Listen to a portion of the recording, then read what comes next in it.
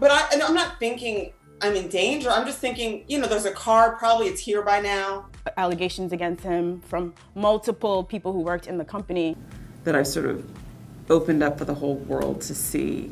Ripping off my clothes, and I am fighting him, and he's grabbing my wrist. Not a ton of support from people who still are. We fight this uphill battle as a community. He killed the record I'd worked on for a year and a half. We had a couple Dallas Austin joints. We had a T.I. record. I didn't believe in Wooden for years, but I have my reasons to say absolutely. Again, and then I was like, Drew, who do you think you are? Who do you think you are? What do you think you're doing? Physical attack allegations. All right, buckle up because we've got some serious drama in the music industry. So, L.A. Reid, the big shot Grammy-winning music mogul? Well, turns out he's not just making headlines for his chart-topping hits anymore. There's a lawsuit in town, and the accuser is none other than Drew Dixon, a former executive at Arista Records. Dixon's throwing some heavy accusations at Reid, claiming he physically attacked her not once, but twice in the wild days of 2001. And it's not just about the alleged attacks. She's pointing fingers at Reid for slamming the brakes on her career after she gave him a big ol' no thanks to his advances. Picture this: a flight to a company retreat in Puerto Rico. According to Dixon, Reid's playing hairstylist throwing in some unsolicited kisses and, hold on to your seats, digitally penetrating without Dixon's green light. Fast forward to a car ride with a driver as the unwilling witness. More alleged unwanted advances, grooving, and Reid apparently not taking no for an answer. Now, it's not just the juicy details that are making waves. Reid, the mastermind behind artists like Usher and Mariah Carey, allegedly went all out in retaliation mode. Dixon claims he chopped her budget, gave her artists a cold shoulder, and even dissed a young John Legend. But I'm not thinking I'm in danger. I'm just thinking, there's a car, probably it's here by now. That Chili slept with L.A. Reid. Ask me if I believe that. Do you believe that Chili slept with L.A. Reid? Absolutely. He's, the next thing you know, he's like here, and he's naked and he's physically grabbing me. And Allegations against him from multiple people who worked in the company. It was a fight. It was a fight. It was a straight up and down fight. Okay, like a physical brawl. Ouch. And guess what? Dixon's not taking it lying down. She left Arista, bid adieu to the music biz, and is now seeking unspecified damages. Drama, anyone? But here's the kicker. There's a ticking clock. Dixon's using New York's Adult Survivors Act, which gives victims a 1-year window to sue, and that window slams shut on November 24. Talk about a deadline hanging over this musical legal showdown. So, in the world where beats drop and scandals pop, it seems like L.A. Reid's facing a different kind of remix, and the stakes are high. Stay tuned, because this is one lawsuit that's hitting all the high notes in the headlines. Drew Dixon's lawsuit. Hold on to your hats, because Drew Dixon is not holding back in her lawsuit against L.A. Reid. We're talking about some seriously detailed allegations that read like a script from a scandalous movie. So let's set the scene. The first alleged incident? Picture a flight to a company retreat in the tropical paradise of Puerto Rico. Sounds dreamy, right? Well, not for Dixon. According to her lawsuit, Reid went from music mogul to unwelcome hairstylist real quick. Playing with her hair? Check. Throwing in some kisses? Check. And here's where it takes a nosedive into the unbelievable. Dixon claims Reid digitally penetrated her without even a nod in the direction of consent. Yeah, you heard that right. But wait, there's more. Fast forward to a car ride, wheels on the ground with a driver in tow. In this not-so-joyous ride, Dixon accuses Reid of more unwelcome advances. We're talking groping, kissing, and, brace yourselves, another alleged round of digital penetration without the green light from Dixon. Ripping off my clothes, and I am fighting him, and he's grabbing my wrist. I'm just raw in a way I didn't expect, because now I've got this wound. And I'm kicking. Straight up, I'd actually just had a medical procedure. That I've sort of opened up for the whole world to see. Begging him, I'm like, you can harm me. You can literally harm me. Look, you can see it. It's like a plot twist you didn't see coming, right? The details Dixon's throwing out there are painting a vivid picture of a not-so-pleasant encounter with the music mogul. and the fact that these incidents allegedly happened during work-related trips adds an extra layer of shock. In a world where the music industry is all about hits and high notes, this lawsuit is playing a different tune. And the details? Well, they're as jaw-dropping as a chart-topping scandal can get. Stay tuned, because it looks like Dixon's not holding back on the specifics in this legal showdown. Legal battle unfolds. Cue the legal drama.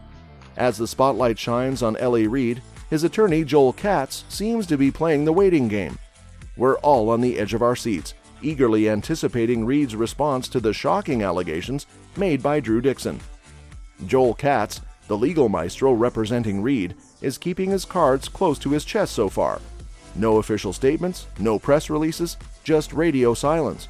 It's the calm before the storm, and we're all wondering how Reid and his legal team plan to counteract Dixon's detailed accusations. But here's the twist in the plot. This isn't Reid's first rodeo when it comes to facing allegations of physical harassment. The lawsuit is throwing shade on his past, reminding us of a similar scenario back in 2017. Right? Please. And then it was just stop fighting. Like cold. Not a ton of support from people who still are.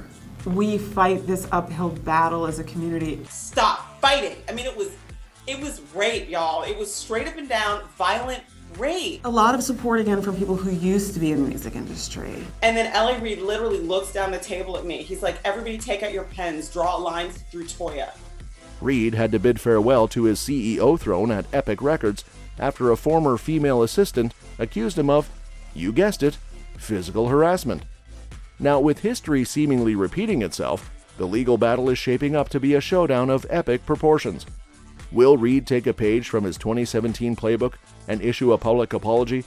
Will his attorney come out swinging with a fierce defense? The stage is set, and all eyes are on the courtroom. In a world where the court of public opinion can be just as powerful as the actual courtroom, every move Reid makes is under a microscope. The legal battle unfolding is not just about the clash between Dixon and Reid. It's a narrative that taps into the larger conversation about accountability and consequences in the music industry. So, stay tuned, because this legal roller coaster is just getting started, and the next move from Reid and his legal team could be the plot twist that changes everything. The impact on Dixon's career. Talk about a career nosedive.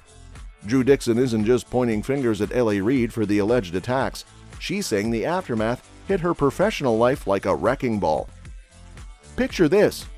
You reject the advances of a big-shot music mogul, and suddenly it's like your career's caught in a storm. According to Dixon, after she said a firm no thanks to Reid's alleged advances, he didn't just take it on the chin and move on. Oh no, he allegedly went full-on retaliation mode. I listened to her album last night in my hotel room, and he looked at me, and I hated it. And so I did not want to do anything to add to that mythology. We're not going to chase that record anymore. And the promotion people are like, wait, but what, huh? It's blowing up. We're not chasing it. And so I ultimately made the decision that it was more important for me as a Black woman to step forward. He killed the record I'd worked on for a year and a half. We had a couple Dallas Austin joints. We had a T.I. record. Reid, the guy who's pulled the strings behind the success of Usher and Mariah Carey, is now being accused of slashing Dixon's budget. That's like taking away a chef's ingredients and expecting them to cook up a masterpiece. Not cool. But wait, there's more. Dixon claims Reid threw some serious shade at her artists, sidelining them like yesterday's news. Imagine having your stars pushed to the shadows, all because you didn't play along with the alleged advances of the boss man. And if that wasn't enough, Dixon alleges Reid shut the door on opportunities for her. It's like being handed a backstage pass to success and having it snatched away because you didn't want to dance to someone else's tune. The end result? Dixon says, I'm out. She left Arista, bid farewell to the music biz, and slammed the door on a career that, according to her, never quite recovered from the alleged incidents. It's a tale of what could have been, cut short by what Dixon describes as a campaign of physical harassment and attack. In a world where careers can skyrocket or crash and burn with a single decision, Dixon's story paints a vivid picture of the alleged professional fallout that can come from standing up against harassment. The impact on her career, according to her, is a harsh reminder of the power dynamics at play in the music industry. Adult Survivors Act and the deadline. Tick-tock goes the legal clock. Drew Dixon isn't just throwing punches in the courtroom, she's got the law on her side, thanks to New York State's Adult Survivors Act. This legal trump card allows victims of physical hurt a 1-year window to bring their cases to court, even if the original statute of limitations has long expired. Dixon, armed with the Adult Survivors Act, is like a legal superhero, breaking through the barriers that time had put up. Even if the sands of time had almost run out, this act opened a door for survivors like Dixon to seek justice, no matter how much time had passed since the alleged incidents. We've all experienced it. He is a premeditated serial rapist. That tells us and tells the world that Black men are inherently dangerous. And it's just, I don't even know how that works in your brain. I didn't believe in it wouldn't for years, but I have my reasons to say absolutely. Again, and then I was like, Drew, who do you think you are? Who do you think you are? What do you think you're doing? The countdown is on, and the clock is ticking down to November 24. That's the deadline, the final buzzer, the last chance for Dixon to make her move and file her lawsuit under this groundbreaking law. The urgency is palpable. Dixon, with the looming deadline, is on a mission to hold L.A. Reid accountable for the alleged physical misconduct. It's like a legal race against time, and every legal maneuver, every piece of evidence, and every word spoken in court carries the weight of that ticking clock.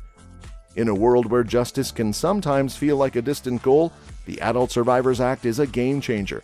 It's giving survivors like Dixon the chance to speak up, be heard, and seek accountability, even when time seemed to be working against them.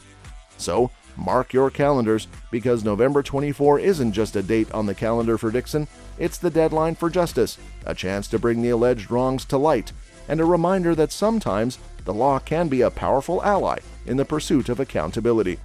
That's all for this video, folks. See you next time.